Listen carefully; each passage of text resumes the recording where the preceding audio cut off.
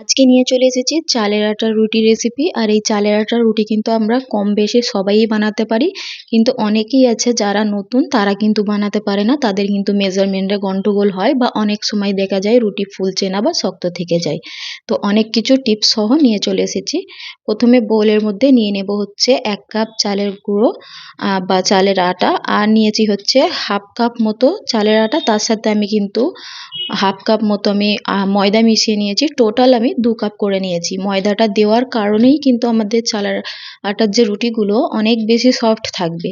তো এখানে দিয়ে দেবো স্বাদ অনুযায়ী নুন, আর দিয়ে খুব ভালো করে কিন্তু আমরা মিক্স করে নেব। এখন একটা প্যানের মধ্যে দিয়ে দেবো হচ্ছে 2 কাপ পরিমাণ পানি।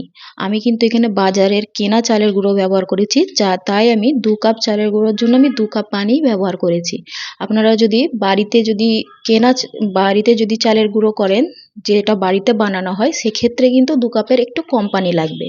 পানিটা যখন ফুটে আসবে তখন এইভাবে চালের গুঁড়িটা দিয়ে ঢাকা দিয়ে আমরা লো ফ্লেমে 3 থেকে 4 মিনিট কিন্তু রান্না করে নেব।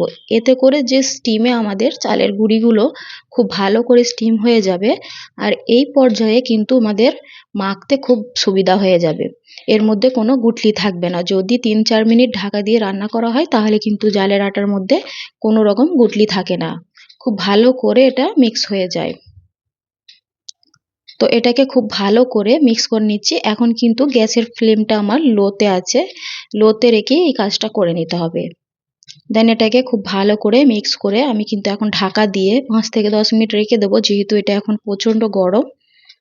তো 5 থেকে 10 মিনিট পর কিন্তু আমি একটা বড় প্লেটের মধ্যে এগুলোকে ঢেলে নেব। এখন হাতের সাহায্যে একটু গরম অবস্থায় মেখে নিতে হবে। যদি খুব বেশি গরম লাগে তাহলে কিন্তু হাতে অল্প অল্প একটু পানি নিয়ে এইভাবে খুব ভালো করে মেখে নিতে পারেন।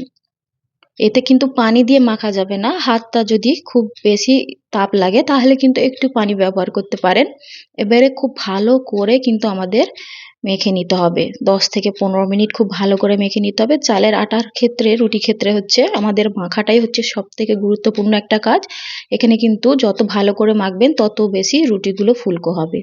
মেখে কিন্তু আমি একটা ভিজে রুমাল দিয়ে 10 মিনিট ঢেকে রেখে দিয়েছিলাম। আমি আবারও কিন্তু 10 মিনিট খুব ভালো করে মেখে নিয়েছি। এখানে খুব ভালো করে মাখা হয়ে গেছে। এখন এ থেকে আমি মিডিয়াম সাইজের লেচি কেটে নেব। তো লেচিটা আপনারা আপনাদের সাইজ অনুযায়ী, আপনারা যেরকম সাইজ পছন্দ করেন, ছোট বড়, তো সেই ধরনের কেটে নিতে পারেন। তো আমি একটা মাঝামাঝি আকারের একটা লেচি কেটে নিয়েছি। এখন কিন্তু লেচিগুলোকে একটা ছোট বোলের মধ্যে নিয়ে নেব, আর ওই ভিজে রুমাল দিয়ে আমি ঢেকে রেখে দেবো। এ থেকে একটা করে লেচি নিয়ে আমরা রুটি বেলবো। এতে করে আমাদের লেচিগুলো ড্রাই হয়ে যাবে না। তো এখন লেচিটাকে নিয়ে খুব ভালো করে একটা ভালো সারফেসে রেখে এভাবে হাতের সাহায্যে রোল করে, একটু চালের গুঁড়ো ব্যবহার করে এবার খুব ভালো করে প্রেস করে আমরা রুটিটাকে গোল গোল করে বেলে নেব। তো প্রথমে দেখাচ্ছি এইভাবে, প্রথমে আমি হাতের সাহায্যে কিন্তু রোল করে চেপে আমি রুটিটাকে বেলে নিয়েছি। আর রুটিটা কিন্তু আমি একটু পাতলা করেই বেলতে পছন্দ করি, চালের আটা রুটি। অনেকেই আছে একটু মোটা পছন্দ করেন, বা অনেকেই আছে একটু পাতলা পছন্দ করেন, তো আমি পাতলাটাই পছন্দ করি। তো আপনারা আপনাদের ইচ্ছা অনুযায়ী কিন্তু করে নিতে পারেন। দেখুন আমি এরকম পাতলা পাতলা বেলে নিয়েছি। হাতের এই পার থেকে ওই পার একটা ছাপ দেখা যাবে এমন পাতলা বেলে নিয়েছি।